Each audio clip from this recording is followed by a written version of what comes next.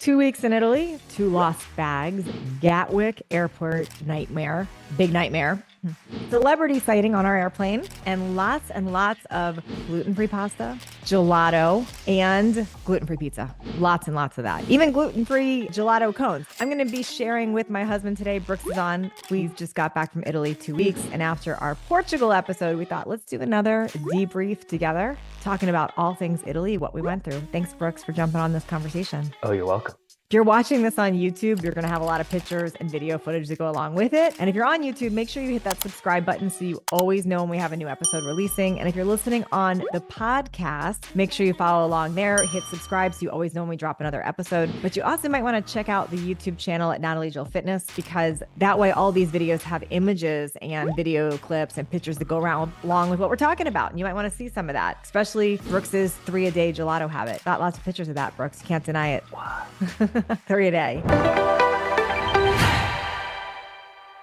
All right, so let's get started. Let's tell you what this even came from, where this trip came from. So we had so much fun in Portugal and Spain. I had not been to Europe in, 33 years before that. And I felt like we just didn't have enough time there. So we instantly started talking about our next possible European trip. And we both had the idea that we'd love to go to Italy. And it just so happened that Your Best Life, which is a travel group of entrepreneurs, business owners, they do these amazing travel experiences, usually 3 times a year. I had been invited in to speak for them in the Dominican Republic last year. And after I spoke with them, they invited me into the group. And part of that was being able to go on those future trips if we wanted to be a participant and go on future trips. So it was perfect timing when they had an opening and a space open for another couple to attend their Italy trip. I thought, well, this is perfect timing. So we jumped on thinking we'll be with Your Best Life for a week, which is such an amazing group because they organize it all for you. You don't have to do any of the planning. Like, they think it through, like all the sites, all the things you're going to see. And then we thought we would do another week after that because I'm married to basically a travel agent.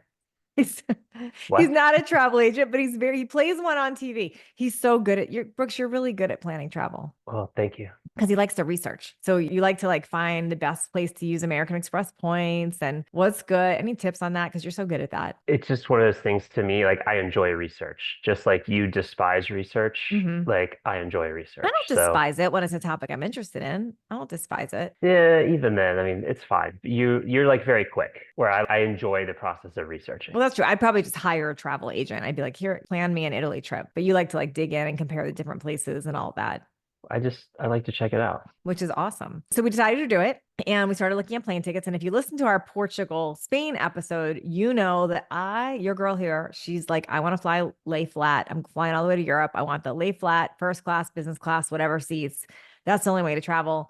And Brooks was like, no, I'm going to enroll you in premium economy, which I was super against and annoyed about. But when we did that on the way to Portugal, it was actually really nice. The premium economy international is kind of like a regular first class in the States. It's got a big gushy seat. It reclines. It doesn't lay flat, but it reclines. They serve you meals. So it actually was pretty nice. It wasn't terrible. It wasn't bad at all. In fact, I highly recommend that over economy. And if first class or business class is just out of your price range, it's actually not bad at all. I didn't mind it, but this time I said, no, I am a visionary. I'm going to find a way that we're getting business class or first class seats. It's happening. I knew we were going to be flying overnight. So my friends, Shalene and Brett Johnson, they kept talking about Flight King that they use. So they connected us with Flight King. You can find them on Instagram, by the way. They didn't ask me to say this, or I'm not paid to talk about them, but it's really cool. If you can be flexible with your dates of travel and how you're getting there, like what cities you're going through, they find you rates on great tickets. So I thought we got great first class or great business class tickets all the way to Rome. What do you think, Brooks, of that experience? But I'm going to talk about what went wrong, but at least getting the tickets. What do you think about that experience? Yeah, Flight King is awesome. And if you're flexible, it just gives them more options, but they're great and they can do more than you can just on kayak or whatever. Or even using your points on yourself. Well, yeah, they're just really good at getting in there and finding all the different ways in the deal. So I was extremely impressed with them. So they were able to find us. They were not cheap, but they were definitely less money than on our own trying to navigate. But we had to be flexible with dates. So I think Brooks gave them hey, we can leave any of these 3 days. We can come back any of these 3 days. He gave them and he didn't care what airport we were flying through. And that's how they got us a good deal. So I was all excited. I was like, I've got my lay flat seat. And this time I'm packing a big bag because when we went to Portugal and Spain, I ended up shopping a lot. So like this time I'm not bringing a little bag. I'm bringing a big bag. I'm going to have lots of choices and then I won't need to shop. That was my thought process. Okay. Little did I know what was about to go down and what was about to happen. So board our flight from Phoenix on our way to London Heathrow. That part was amazing. Like we had the Yeah. lie flat seats. Well, who I sat got a behind little, you? yeah, well, I was going to say, when we were getting ready to board, I saw Russell Brand right next to me. So if you don't know who he is, he's a comedian. He's in a lot of movies and he's funny. And I saw him. Brooks knew who a lot of people know who he is. And I looked up to remember all the movies that I'd seen him in. And he sat right behind me on the plane. So I walked right over to him, even though I was like, should I do this? Should I not? But I thought, you only live once. And the worst thing is he could say no. And I said, can I have a selfie with you? And he said, sure. So I took a selfie with Russell Brand.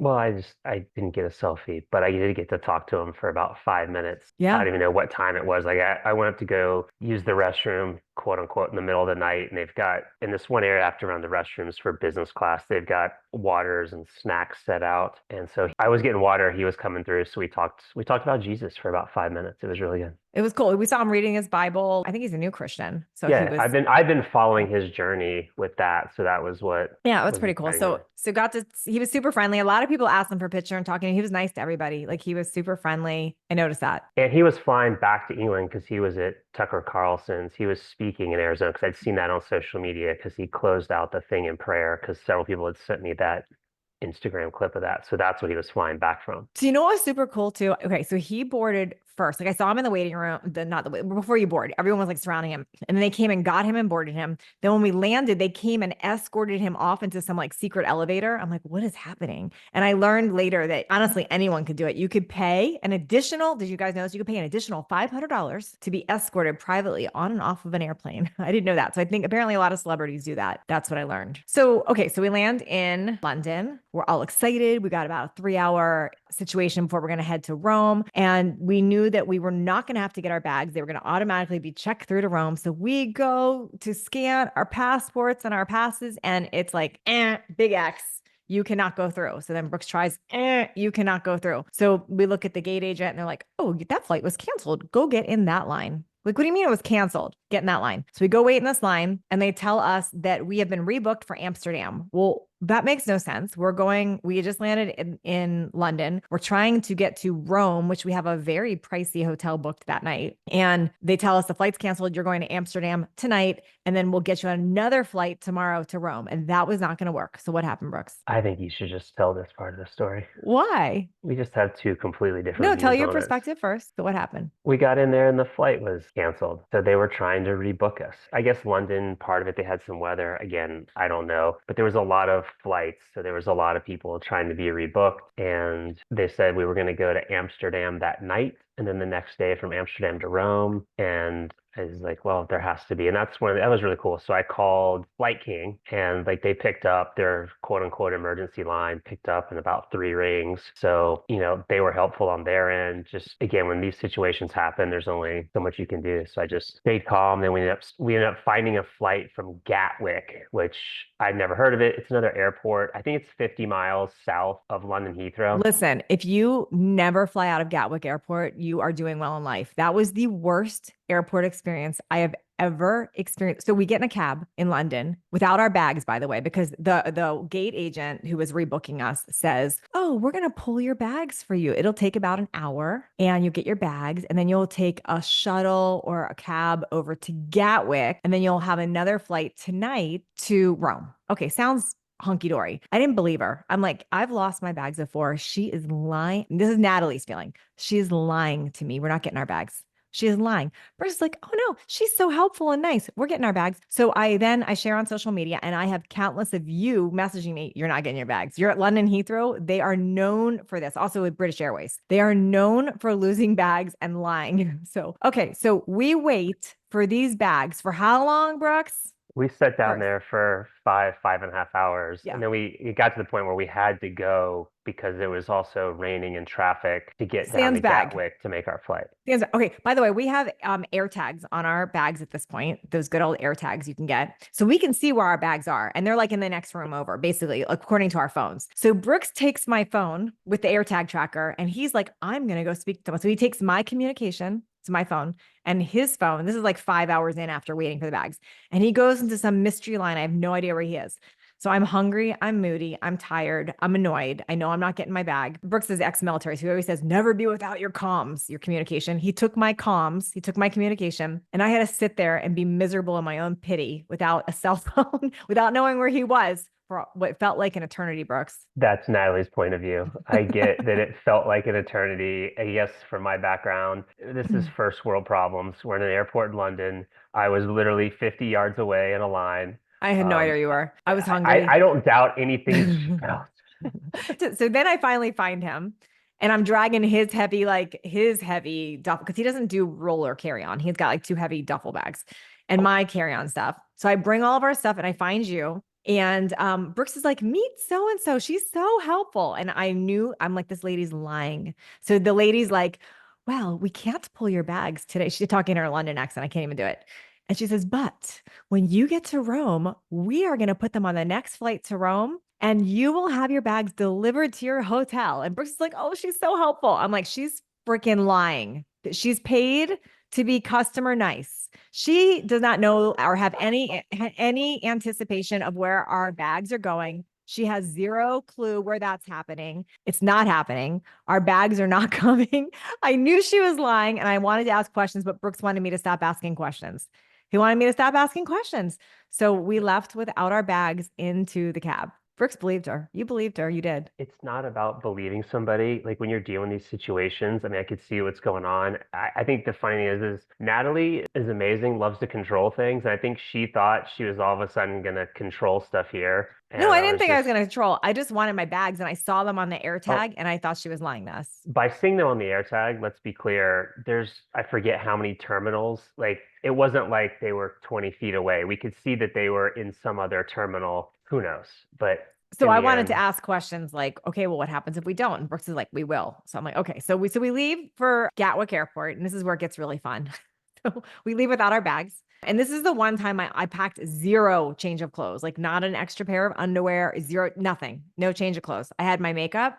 I did have my makeup. I had my laptop and I had my supplements. That was it. And I had like my bottle of water from the airport, but I had no like deodorant. I had no underwear. I had no change of clothes. I had nothing. And Brooks had packed his pillow for the first time ever in your life. Like you usually carry your pillow. I You usually picture pretty much carry, but I try to keep as much of the important stuff with me. So yeah, but I did have, because I knew we had a Michelin star dinner and we were getting to Italy. So I had a brand new pair of nice shoes for that I checked. And just to save the weight, I checked my pillow. And I mean, I checked some other stuff, but So it the wasn't, funny, it the wasn't funny part is I also checked my crucial. hormones, which was not a good idea. So don't ever check your hormones. That gets a little better a little later in the story. So we get to so we get in the cab, we get to Gatwick Airport, and this airport, I don't even know how to describe. It is the craziest airport I've ever experienced. You don't go in like to your gate and sit down and wait. There's like one waiting area that's like a zoo. It's so chaotic and loud.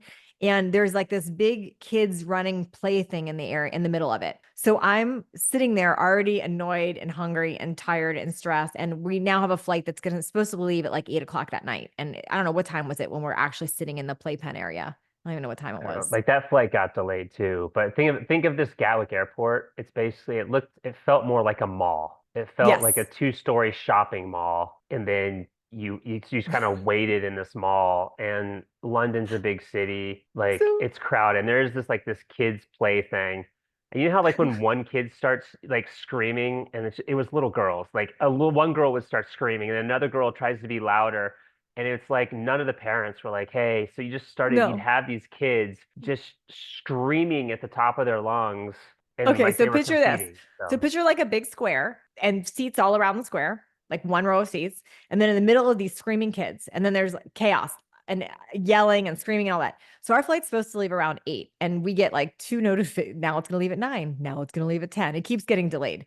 And there's no way to escape this noise. Like it's just loud. It's so loud in this thing. And Brooks and I are just laughing. So we're all squished together, and there's two seats open up right next to Brooks. So in walk these three people, family of three, all adults. They walk in, and you would think two of them would sit in the two seats, but no, they decided all three of them to sit in the seat. So one of them is basically on Brooks's lap. He literally slid down my leg to sit down.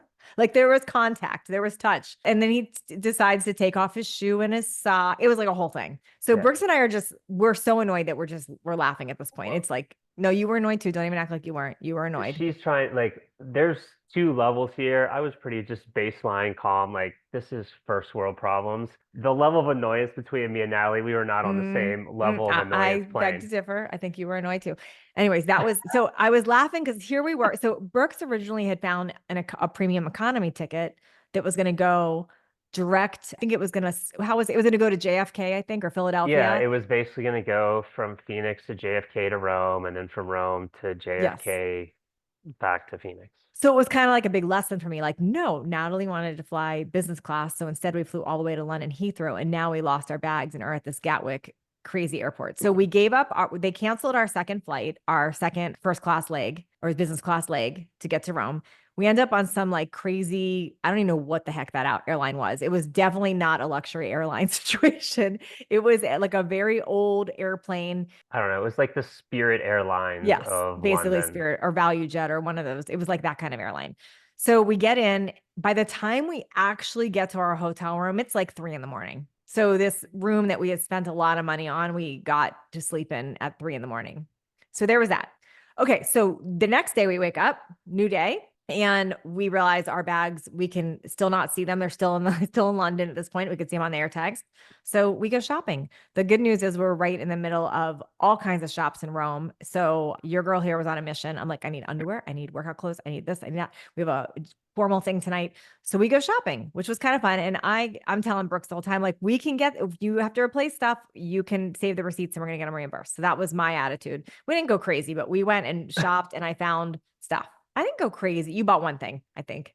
I bought more than one. It's fine. I love that you try to act like you're so calm and unbothered, but you were a little bothered too. No, I didn't say it. Like, yeah, I was slightly annoyed. I'm just saying that it's not like we were both on the same level. We were at different levels of Mm-hmm. annoyance, but So meanwhile, Brooks is calling and tracking, and they keep saying, "Oh, it's going to be coming to you." I was like, "We're not getting our bags for a few days. I already know this. It's not happening." So we go shopping. Brooks starts this 3 day gelato habit. I don't know. Yes, It's you did. You love not that. every day. Almost every day. You did. You'd have gelato for breakfast. You'd have it on I our didn't have it walk. for You'd have it breakfast. at night. I Yes, didn't you have. did. You absolutely When had did it for I have it breakfast. for breakfast? When I sat there eating and you ordered gelato, I ordered a Mm, meal and you ordered gelato. I don't remember, but You that's did. It's okay. Brooks that's has a why they six pack call no it. matter what he eats. That's why they call it gelato, because if not, they would have called it gelitolo. So just to close the loop on the bag story, and then we're going to get into the actual adventure of what happened in Italy. So we traveled in on a Friday, Saturday, Sunday, Monday. I think we got our bags Tuesday, No, we got right? our bags No, Monday morning. Monday. Okay, Monday. But we had to go to the actual airport. So what happened was they still weren't telling us, but we could see on the AirTags they had now arrived in Rome. But we physically went to the airport and brought somebody with us that could translate, who got us approved to go look in the baggage area. And that's how we ended up getting our bags back. So we did get them back several days later. That's how that happened. So we did get them back. And because of that lesson, because of being annoyed with losing them, having to replace things, and now having to buy another piece of luggage to bring home everything that we bought, I have like sworn off checking a bag ever again the rest of my life, I think. I might be exaggeration, but right now that's how I So feel. there might be a silver lining because of this lost Yeah, bag. so we will not be checking bags anymore. Nope, And not then happening. also a big shout out to that was Jesse and Phoebe because Oh yes, they were amazing. They were with YBL, but because they've done so much travel, they ended up having, I don't know how, but they had a contact that when we went to the airport, we met their contact and their contact could speak Italian to the people. So we It had was to go in the awesome. back. And so without that, we probably would have had to I don't know wait if we'd have our longer. bags still if without that. We would have our bags. Because So here's you my guys, thought process. The airlines they're not in the business of throwing people's bags in the dumpster. Like you're going to get it eventually. It just might take a while in most cases. so for those of you that don't know what AirTag are, those are like there's little white things. They look like a CGM, but they're these little white things that sync with your phone and you can put them in your bags and you can see where your bags are at all times. It doesn't help you get it back from the airport, but it helps you know where they are. So I do recommend having those so you can see where your bags are. That definitely comes in handy. And then also, because we were with YBL, that was so nice because they loaned me shoes. It was like I had other things to borrow, so that was amazing. So then we started our adventure in Rome, and the first part of the trip was Rome, and it was part of YBL. So what I loved about that is they had everything completely planned for us. So we stayed at, it was called the Palazzo Ripetta, which was a beautiful hotel. I highly suggest that. It was such a pretty hotel and such a great location in Rome. You could walk everywhere. And we did an amazing dinner the first night. And then the next day, we did Brooks's absolute favorite thing. We did a Vespa tour. Yeah, the Vespa tour was awesome. And at first, I was slightly disappointed because I thought we were going to be able to drive the Vespas, but we're actually riding on the back of them. But once I saw, because we had 32 people in the group plus the support in the video, so trying to get 36 people with different experiences to drive their own Vespa in a town that they don't know, it would have been an absolute nightmare. But the drivers were super cool, and it was the most fun thing driving around Rome for It was like we're pretty going by fun. the Colosseum with our 36 Vespas. People And didn't know what to make of it. They were taking pictures. It was just like they'd never seen 32 Vespas like that in a thing with two people on each one. oh It was yeah, it was. fun. And then some of those, again, I'm a car guy, so I was really geeking out. I mean, I didn't realize some of these Vespas had been on the road for 50, 60 years.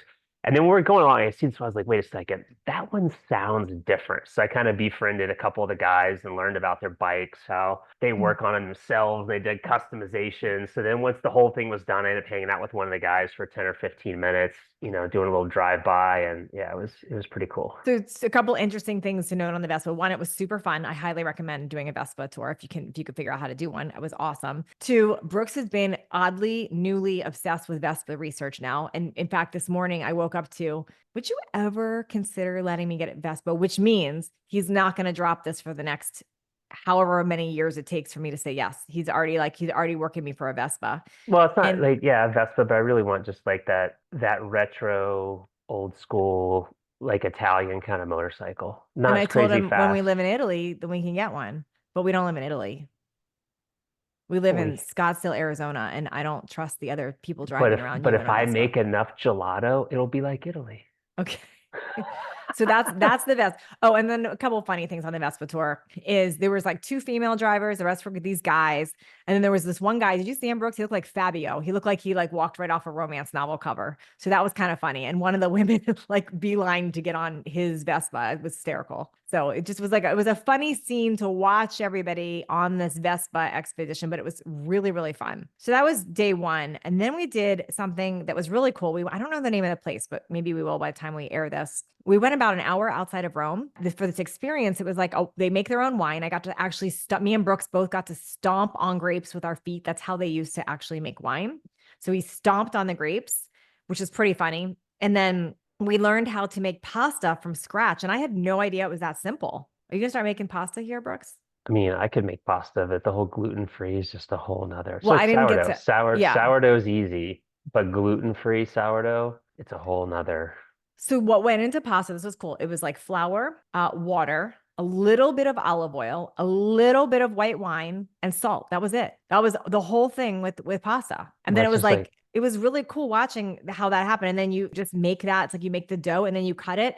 And you know when you buy already dried pasta and it takes like forever, like 30 minutes or whatever to boil it, that's not fresh pasta. But this, they just drop that dough in the water and they watch it. There's no amount of time. They watch it until it boils up to the top. That's what I learned. And so we learned all different types of like how to make different kinds of noodles or like raviolis with it or all that. Did a fun pesto contest. So they gave you a basil plant.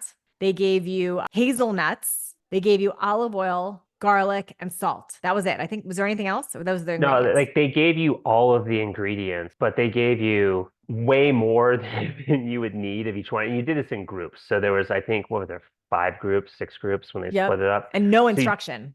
and Just no instruction, just kind of make it. But just because they give you 3 cloves of garlic, I think some people thought, oh, they gave us all these ingredients, they all need to go in the thing. this is what I did in my group. We definitely put 3 cloves of garlic. Right. And that's why when they did the taste test at the end, they were like, all of you put entire, like we should have used a quarter of one of the cloves of Yeah. garlic, but But it was still yummy. Everybody put all their garlic in there. So So we made pesto, we made pasta. Some of you asked me, you said they know, I'm a celiac, and you said, since gluten and products are different there, could you eat it? No, not if you're celiac. If you are gluten sensitive or you're gluten intolerant, you probably will be fine in Italy or with fresh sourdough or fresh pasta.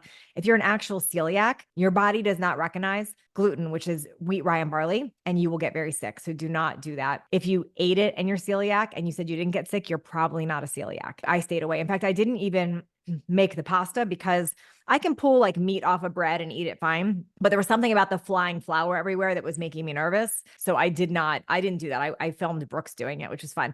But I raised my hand pretty early to stomp on the grapes because that looked really fun. Brooks went first on that. first. That was fun.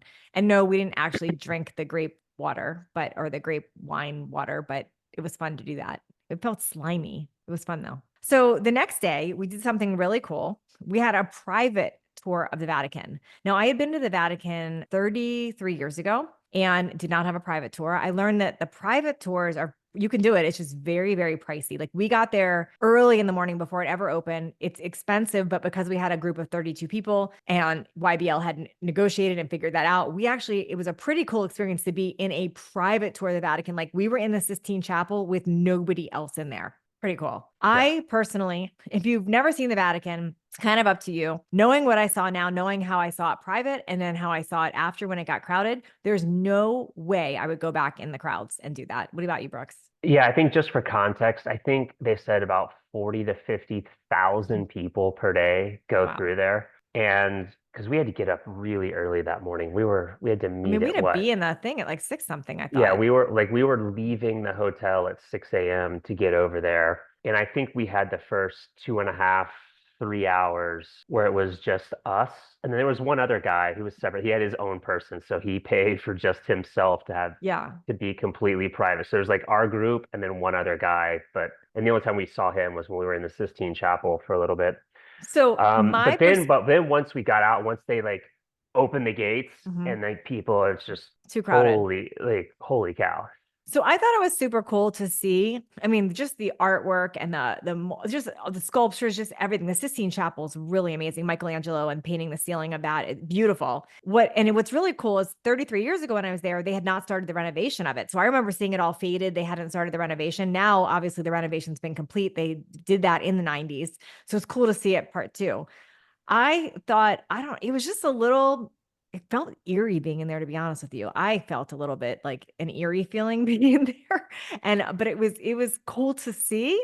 I don't know if you don't have a tour or a way to get in there early. I don't know. Depends on how interested you are in that. Yeah, My feeling. Maybe if you're Catholic, you probably really want to because it's part of you. We're not Catholic, so I don't know. It wasn't as of the whole Vatican. I thought the Sistine Chapel was the coolest part. That was my favorite part of it. definitely the Sistine Chapel was the coolest part. But I just think it's crazy how you just don't realize how big So big. the Vatican is. And then I think after a while, for me anyway, it just got old. Yeah, It's that's like, I oh, was at 4 hours. I was here's done. another huge room with gold and statues. Here's another Yeah. huge room with, you know, So I'd say if it's yay or nay, if you can do it for an hour and see the Sistine Chapel, yay. Otherwise, or you're Catholic and you're really into it, yay. Otherwise, I'd say you're really not missing that much unless you're a total history buff. I am or not a total history buff, so I like was just it was good. Like I checked that box, so I went once in my life. So I would yeah. say do it once, even if you had to wait in line, whatever, do it once.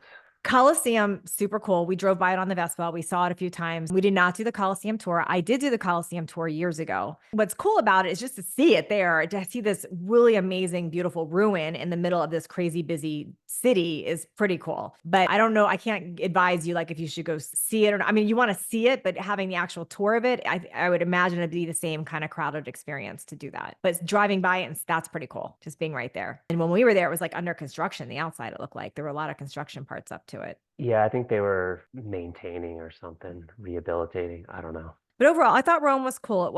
It's not my favorite. It was super cool to see. I think spending just a couple days there is plenty. It's a big, huge, crowded old city is what it is. And That's so really because it's huge, like it's spread out. Mhm. Unlike New York, where everything goes up, I mean, there's some higher stuff, but most of it's just that 4 to 5 stories tall. It's crowded. So then we got to my favorite part of the trip. We then took a train to Napoli, and the train system in Europe is different than the train system here. I mean, people use the train to go between countries. It's very and between cities. It's very organized, very easy to do the train.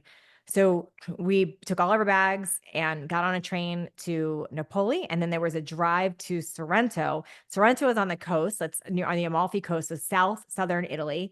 And it is spectacular, beautiful there. It is so pretty, the coast of Italy. So when we were in Portugal, we went to the Algarve region, which I loved. Now, what I loved more about the Algarve is it's not crowded at all. The Amalfi Coast is very crowded. It is very pretty, but it is very crowded. So we were in an area, we were staying in an area called Sorrento. I'll get the name of the hotel. So I have it when we publish this. I was not that impressed with the hotel, to be honest with you. It was just a very old, the location was great, but it was just a very old hotel, average, very average service. I don't recommend that hotel. But we were in that hotel. And I liked that you could walk places. You had to I was a little scared for my life. I'm going to be honest, walking places. Brooks loved it. He didn't care. The roads are super narrow and there's cars going super fast. And then you're walking and there's not really a sidewalk. It's a tiny, tiny. So you're literally inches from buses and trucks and cars. So for me, I felt like it was a risking my life going for a walk, but I did it many times. But what I loved was that coast there and how beautiful that coast was. I thought it was gorgeous. So we walked around. We loved that area. Then the coolest thing we did the whole trip, I thought, was we did something called the Path of the Gods. And this is an amazing park, trail, hike, whatever you want to call it. It is gorgeous. And you walk, it can be a workout, it can be a stroll depending on how long you do it. But we spent most of the day doing this. And when you get to the top, you overlook Positano and the Amalfi Coast. So this was my absolute favorite part of the whole trip. What'd you think, Brooks? Yeah, I enjoyed the hike. I think I just want to let people know if you're coming from the United States, as a Mhm. country, we're not that old. But when you're going to go to a place like Rome, you're going to go to Italy, and that's just the thing with some of these hotels, like they're literally hundreds of years Yeah. old. And that's kind of their mystique. Like people are going there because, hey, because there is so much history. So if you're expecting like the latest and greatest contemporary or modern stuff, it's going to be harder to find those hotels. So I just want to be Oh, I don't clear. expect that at all. Yeah, I just wanted it to be clean. There was hair on the floor. It was dirty. yeah. And they were just kind of rude. You went to sit outside by the pool just to look at and they were like, we're closed. They just weren't nice. I didn't like that hotel. They were not nice. I didn't think they were nice. I don't It's all recommend. good. They were But I'm not just very saying, but welcoming. just be aware that when you go to Rome, a lot of the places they're old. And Yeah. so when they were built hundreds of years ago, everything wasn't built to, the quote unquote America bigger is better. So Oh no. you just get Yeah. used to smaller spaces and things like that. But that's also the character and the history and Well, those type of things. Palazzo Ripetta in Rome was beautiful and it was small, No, but it I was loved it. I no, it loved was it. beautiful. They definitely took care of it, and their service was incredible. So we do the Path of the Gods. I love that. And what was really cool is when you walk, the funny part of the Path of the Gods is we walk all the way up, and I think the group is kind of tired, and they surprise us with there's this little house. It doesn't even look like a house. It looks like an abandoned house. But apparently, this guy that owns it, what was his name? Do you remember his name, Brooks? I forget his name, The but guy that owns it, he's no electricity, no running water, nothing. He started a little restaurant out of it. So you can actually go and eat there at the top of Path of the Gods, which is what we did. And we went and had lunch there, which is so wild. You would never think this is a business or anything there. And then we went on the journey to walk back down and back out to get back to the hotel. But that was my favorite day by far. So that's what we did. The tour was over. YBL was done for the trip. So everybody on was either going back home or going on their own. And me and Brooks were going to go venture on our own to Tuscany and Florence. So we went back to Rome to rent a car, which is he gets excited about this stuff, renting a car. I He don't wants to get drive. excited No, about you it. love to But drive in those areas. well, it's just because we weren't going to places where there's a train or anything like that. I really enjoyed the first week, but I also wanted kind of the vacation from the vacation because it's great. We get to see a lot of stuff. It's curated, it's amazing. And I really kind of prefer the countryside, the smaller towns, less crowds, those type of things. That's more or less what I planned for for the second week. which you planned very well. I loved that. It's a Tuscany region. The Tuscany region includes a whole big area. A place that we used to live in San Diego was called Rancho Santa Fe. And Rancho Santa Fe looks like a copy of Tuscany. It's a very little area in comparison, but I can see why I loved Rancho Santa Fe right now. It really looks like it could be part of Tuscany. It's that same idea. But Tuscany is beautiful. It looks like wine country, like rolling hills, beautiful landscape. It's so pretty, Tuscany. And the climate's nice there. So lots of beautiful drives throughout Tuscany. And we ended up the first night, Brooks found this place, which was a natural hot spring area called Fonte Verde, which we stayed at one night. And can you talk a little bit about that place, Brooks? I loved that place. We could have stayed longer there. I loved it. Yeah, they had just these natural spring spas, and it's, I don't know, I'd say kind of it's in the middle of nowhere. I mean, we walked 300 meters, and there's this cute little Mm-hmm. town with the residences there. I think there's two restaurants, there's a church, there's a coffee shop, but it was It was just really great. cool. But it was just amazing, just the roads, because I tried to stay off the interstate or whatever they call them there as much as possible, and just going through some of these little twisty 2-lane roads. And that didn't help either because I see like lots of Mhm. guys on motorcycles just cruising these back roads. I'm like, oh, that's just, But it was I beautiful. either wanted my little red Porsche out there or I wanted a motorcycle. But yeah, it was It just was very pretty beautiful. there. It was very pretty there. So Fonte Verde, highly recommend that place. That was amazing. We were only there that one night and day, but we walked both of those times. I just loved that. They had great service there. It was very pretty hotel. And then we moved on to our final main place, which was another amazing find that Brooks found. It was right outside of Florence, Villa La Massa. This hotel was like 400 years old, I think, or 500 years old. I think it might have been older. Like it had been converted into a luxury hotel like in the 1940s or something Yes. like that.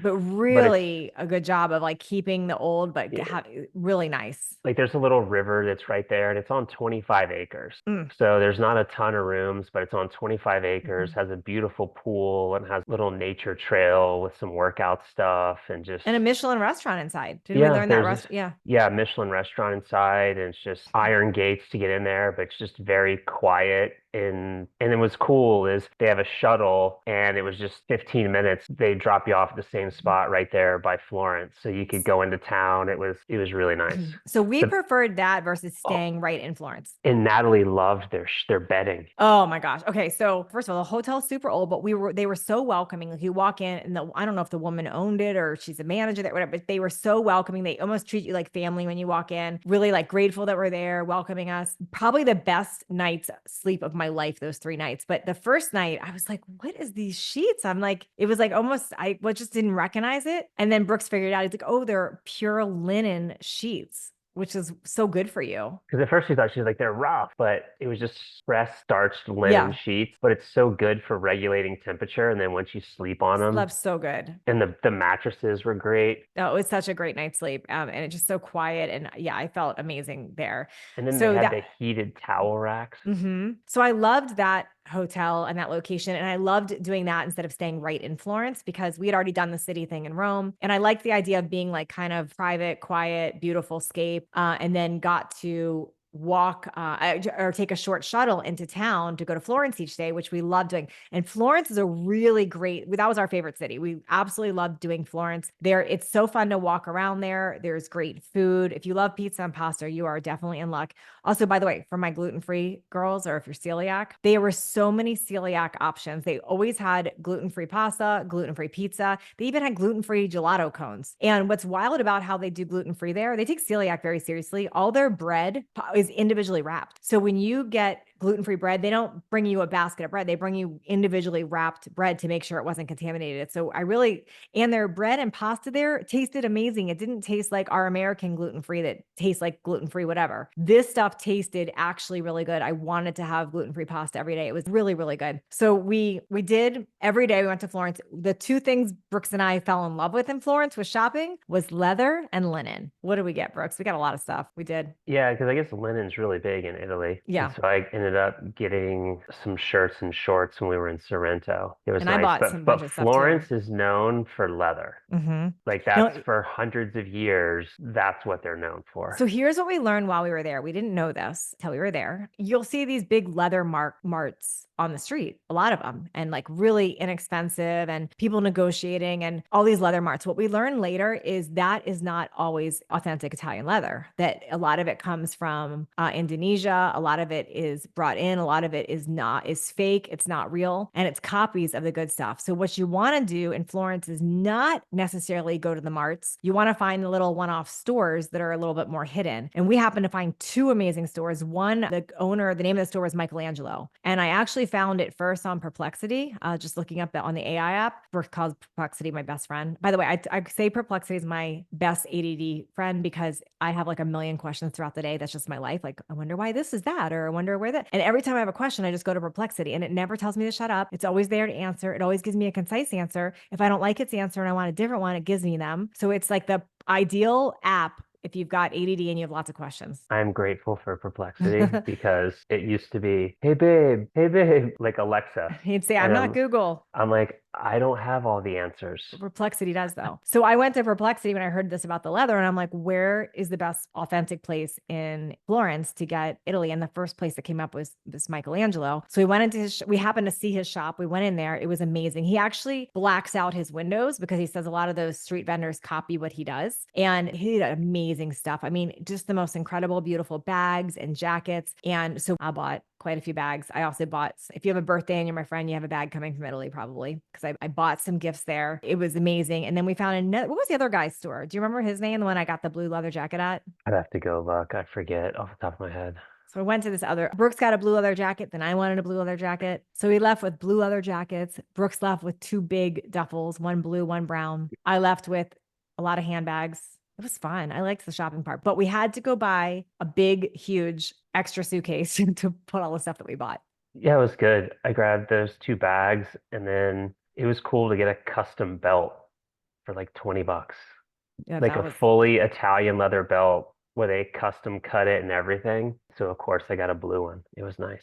so after Florence, we had extra luggage. We had my biggest fear heading back was like, I knew we were gonna have to return the rental car in Rome, which note to yourselves, if you ever have to return a rental car in Rome, it is not easy to find the rental car return in Rome.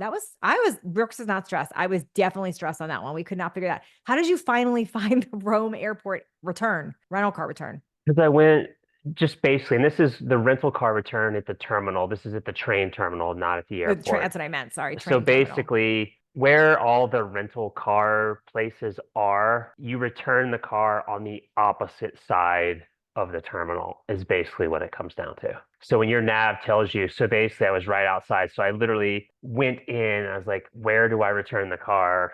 And then the guy told me it's on the opposite side. So if you So get a car at the Termini, the Rome Termini, which is what it's called, it's the huge train terminal in the middle of the city.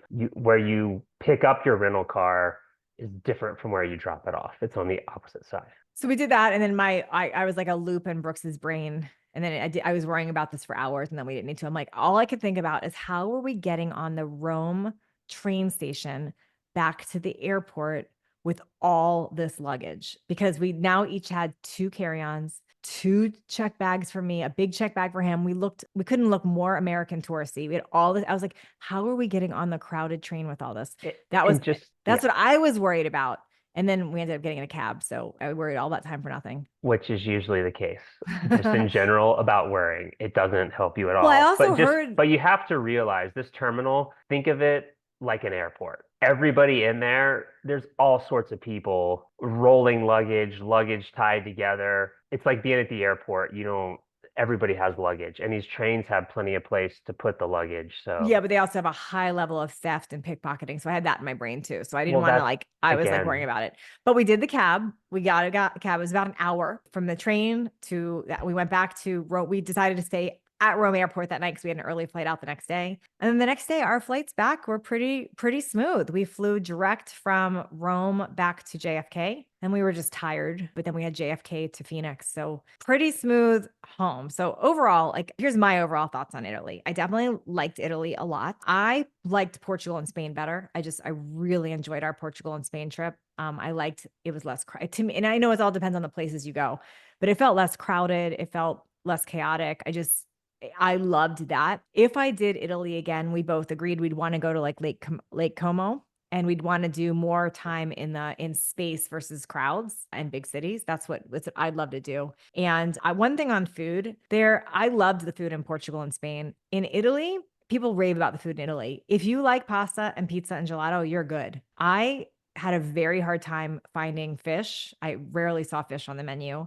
I never saw chicken on the menu. Very rarely saw fresh vegetables. So it Right. was a lot of pasta, a lot of pizza, a lot of gelato, and some cheese. That's really what I saw, and a lot of wine. I think she's missing a key point. There's lots of beef and meat, Oh which yeah, there she was beef doesn't and eat. meat. I There's don't eat beef and meat. like, Yeah, but not again, if so you're a this, chicken and fish girl, nope, not that. there's not a lot of chicken, No, I saw no chicken. Did you ever see chicken on the menu? yeah, I did. I think it's They very just did like rare. one thing, like a chicken breast. Obviously, the closer you are to the water, there's going to be Mhm. more fish, which is, I think, in Portugal, we were on the water pretty much the entire time almost. So I remember we went to dinner one night when we were staying at I think it was the Fonte Verde place, or maybe it was the other one, the Florence, the Villa de La Mesa. One of them we walked. No, it was the first one, the Fonte Verde. Verde. We walked to dinner, and I was so hungry, and I was like, and all they had no gluten-free pasta. It was just regular pasta and beef, and they had one fish thing on the menu, and they didn't have it. And I was like, oh my god, I'm so hungry. What am I going to eat? So I ordered lamb, which for whatever reason, I don't know why in the last few months I hadn't had red meat since I was 12, but I've been okay eating lamb, but I have not been okay eating, I can't eat cow still. I'm just having a hard time with it. Just me, just my own neurotic weirdness. I don't know. I know it's good for us. I just can't do it. That's me. Brooks was happy. He had gelato, he had steak, he had pasta, he had sourdough. He was happy. You were happy. Yeah, I thought I thought the food was great. Oh, another interesting. Brooks and I are not drinkers.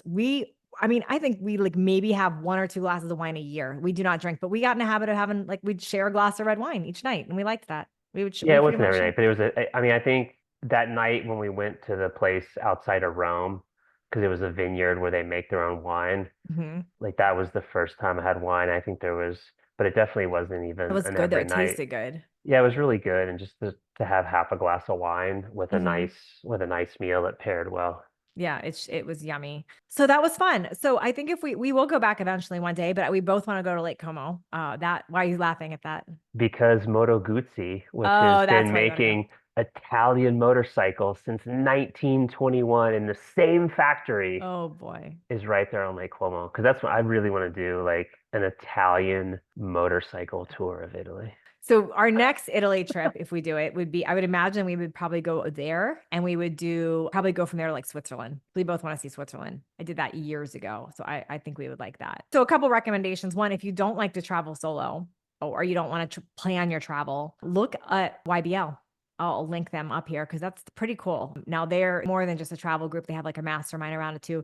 But they do three really cool trips a year, and they do all the planning for you. So I thought that was really cool. I'm sure I'll be on another YBL trip. I'm sure I'll do at least one of them a year because I really enjoy their process. I enjoy their group. I enjoy how they plan. I think that's pretty cool. I think we're Europed out for a little while now that we did two trips back to back, but I can see once a year doing a Europe trip. Once a year, I can see it. That's my thoughts. Anything else? Any final words, Brooks? What'd you learn from the trip? What I learned from the trip, I mean, I enjoyed it, but I also think for me, like we look at the United States. The United States is basically the same size as Europe. Hmm. And there's just, I mean, that's why I have my truck too. Like, there's so much inside of our own country Hmm. that, I mean, there's so much beauty here. So I don't know. I can find beauty and cool stuff anywhere. I mean, I definitely enjoyed the trip. Italy was awesome. I really liked the people. Yeah, I really loved talking to some of the Vespa guys, the Love it. motorcycle stuff. It was very cool. And the thing is too, over there, you don't understand, like, there things that we laugh at in the United States just by the size of the roads there. I mean, you pretty much have to have a smart car Oh yeah. or, They I don't drive mean, SUVs. like a Mini Cooper in those cities looks like a limousine. I mean, they've got some cars there that are so tiny, like literally two people sit in it, and like your back is literally at the back window because parking there is, I mean, you'll literally find places where there'll be 100 to 200 scooters lined up, scooters and motorcycles, because it's literally the best way to get around in some of those old big cities. But I thoroughly enjoyed it. I loved it. I liked our first trip a little bit better, but just all the reasons that I shared. But I definitely can see myself going back and exploring those other areas.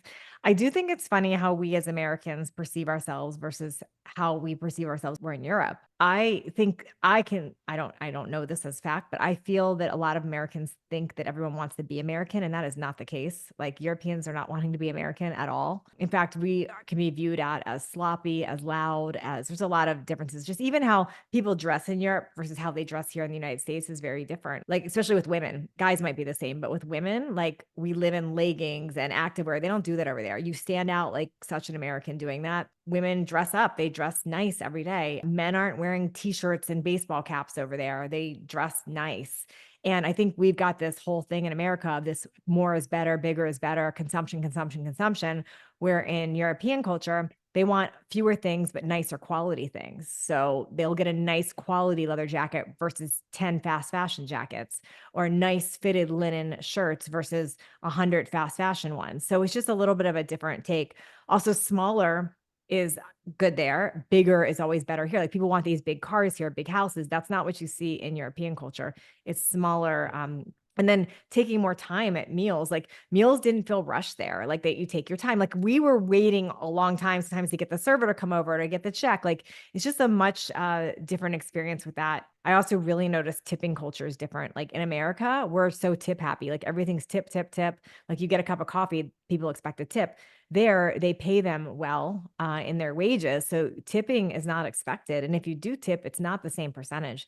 So I think they kind of like Americans going to restaurants there because they know that they're going to give them some big tip because they don't know any different there. I also think the water thing is funny. Like we carry these big things of water here. I mean, I'm always carrying a big water, me and Brooks. People do not do that in Europe. And when you go to eat and you ask for water, they pour like this much. I was They thirsty. only feel like half. And I think it was the other big thing I noticed at every single hotel that we went to, all of the shampoo, conditioner, body wash Mhm. was in metal. Yeah. Like, if we get Or a glass. person, I didn't Some see was in it. glass. I mean, Yeah. they Some were was in all glass. they were all in metal. But like in America, when you get a tube of some ointment that comes in that metal tube, or you take the lid off and you have to poke the seal to get it Mhm. out.